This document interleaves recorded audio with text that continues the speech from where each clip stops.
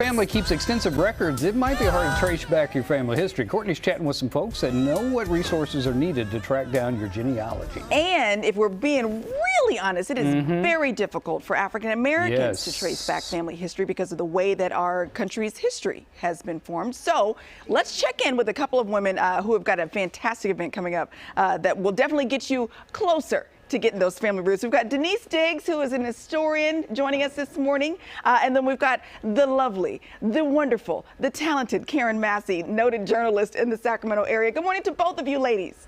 Good morning, good morning, good morning. Happy Valentine's Day. Happy Valentine's Day to you both. I love this. And we're sharing the love because you're sharing the love of being able to trace back your family history, your genealogy.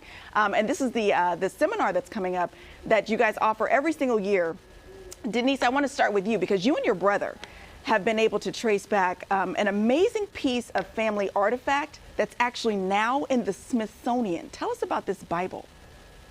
So our great-grandfather, Richard Collins, was born in Alabama in 1844 into slavery. Okay. And he purchased a Bible at some point right around 1865 and started to trace and write all the things he could remember about his family. Now we've got a picture of your ancestor, and we've also got a picture of that Bible. And we talk about this because, you know, for generations, African American families have kept track of the family history, the births, the deaths, the marriages in the family Bible.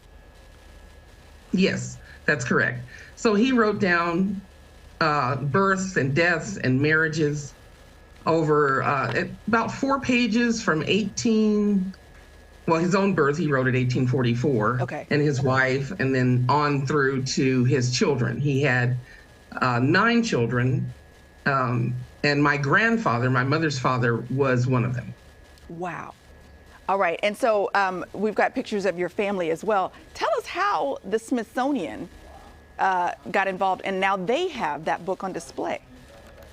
So after my great-grandfather passed, my grandfather had the Bible, and then my mother took all my grandfather's books when he passed, and she had it, and then she came to live with me before she passed. I had it, and then my brother took it to try to trace some of the history by the names to figure out who the people were and where they lived.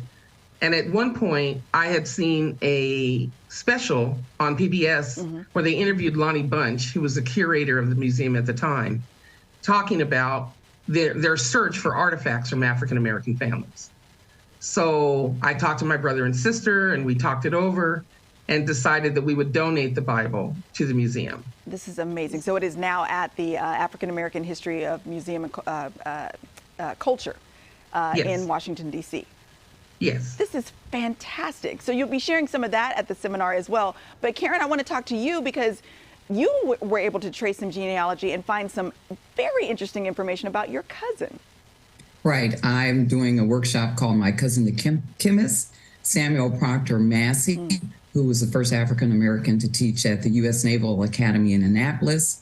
The family came out of Kentucky and migrated across the Ohio River to Ohio, Dayton and Xenia, Ohio, where I'm from, after the Civil War.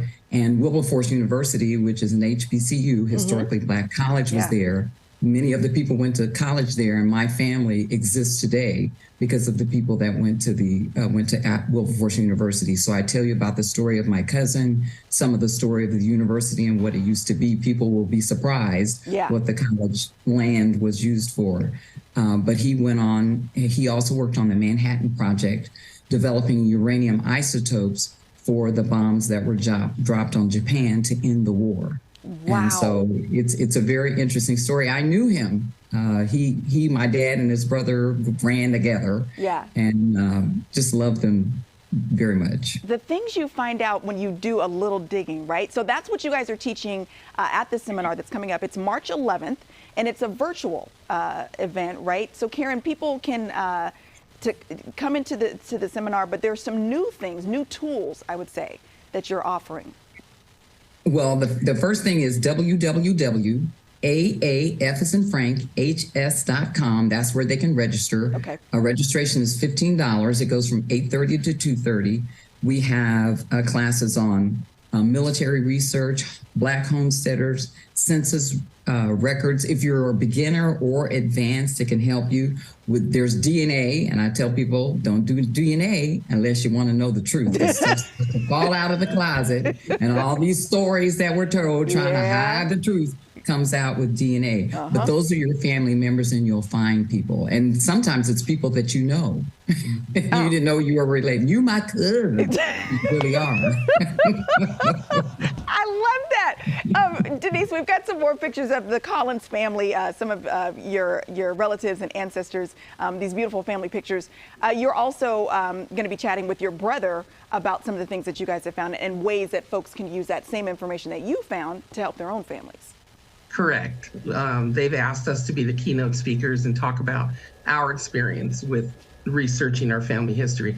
We're not genealogists. We're just two people that have an interest in our own family history. And so we've been doing a lot of still trying to trace things. And I just received a book yesterday about our great uncle, our grandmother's brother, who was a surgeon in Texas. And he's talked about in this book, he opened a Black hospital. And so there's a lot now. I'm writing a book about the Collins side of the family. And now people are suggesting I write a book about the Hammond side, which is my grandmother's side. Yeah. And she had a pretty interesting family herself. So. Come on, excellence. Okay, so, and she mentioned they're not genealogists, but that's the cool thing is that you don't have to be a genealogist to be able to trace back your family history. You just need to have the tools to be able to do so. So that's what this seminar is all about. Again, it's March 11th. As Karen mentioned, the website, we're going to link that to our website, gooddaysacramento.com, under show info and today's date so that you can register and get in all that good information. Ladies, thank you so much for your time this morning, for sharing some of your family with us. And I'm hopeful that more people will be able to take advantage. This is the same group that traced my family history probably 10 years ago now. And the things, Cody, that they were able to find. That day, I was trying not to cry on TV, but I ugly cried on TV. It was because it was just amazing. Just stirred everything inside of me. So good. Ladies, thank you so much. Appreciate you. Thank you for having me. Oh, absolutely. All right, Thank take care. Code, back over to you. Her relative worked on the Manhattan Project. I mean, what?